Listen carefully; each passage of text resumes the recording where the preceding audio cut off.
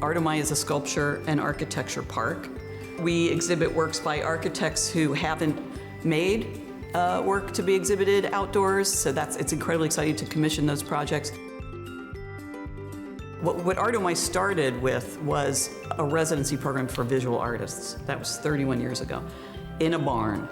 And since then, we've added 4 other residencies, writers, musicians, dancers, and architects, with houses to stay in, this beautiful park to be inspired by, and this visitor center with a gallery. So it's grown a lot. One of the biggest things that's happened since 2018 is that during the pandemic, the public really discovered us as a place of refuge, and we had a literal explosion of visitors. What's also changed since 2018 is that we are now a co-executive director team instead of just me. So my co-executive director, Jeremy Adams, has just brought it's just an amazing partnership. It's so nice to share. I recommend it to every nonprofit. We're no relation. People can get confused about that sometimes. I joined Artomai in 2019 in the development department right before COVID hit.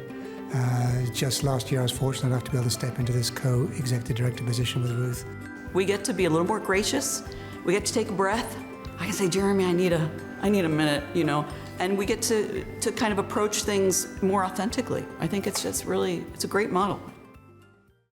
Since 2018, we hired 2 curators, one for the architecture side of the park and the architecture residency, Julia Vanden Hout, and also Sarah O'Keefe.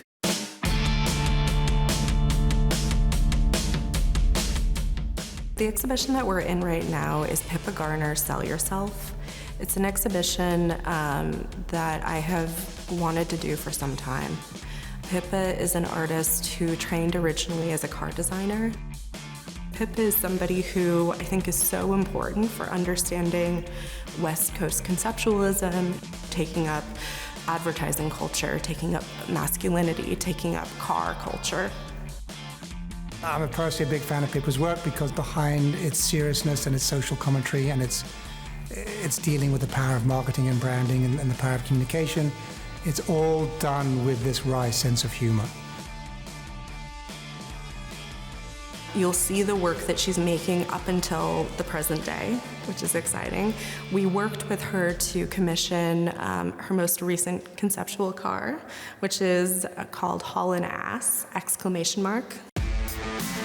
What it is a return to the work that she made 50 years ago, or conceived of 50 years ago, backwards car.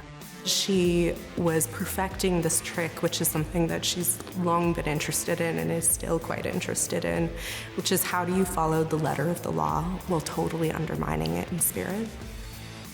These days, at 81, she's not able to flip cars in the way she used to. So we enlisted the help of Arcana, which is a really wonderful fabrication shop.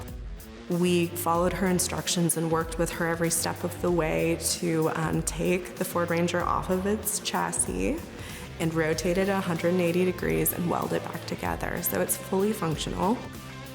And Pippa was very clear that the work needed to have supersized truck nuts. We did ask her if she wanted us to make them in a bespoke way, and she wanted, in the way that a lot of her work engages mass-produced icons, she wanted them to be the kind of mass-produced variety, which there's a huge industry for it here. It's a very American object, actually. So the truck nuts that we have here, they very proudly say "Made in the USA." And there's various bumper stickers which Pippa selected that are on the truck. One of them, which is a sticker that Pippa has returned to a few times, it's from the 70s. It says, "Women should be free," and then it says, in parentheses, "no charge," which for Pippa, and I think this is something that is true of most of her work, she's both toying with the idea of liberation, but also pointing to the way that liberation, at least within America as we know it, is often commodified back to us. She's been working with t-shirts for a long time, but since 2005 she started a series which is called Shirt Storm, which is a series that she started after she started to lose her vision. She, when she was in Vietnam, was sprayed with Agent Orange, which led to glaucoma, and it's part of why she's going blind right now. She used to produce these really carefully rendered graphite drawings, but she started to produce these t-shirts a day. It's a daily practice. She uses iron-on letters. She's often tinkering with phrases that are familiar and making them into something strange, often with a kind of biting sense of humor.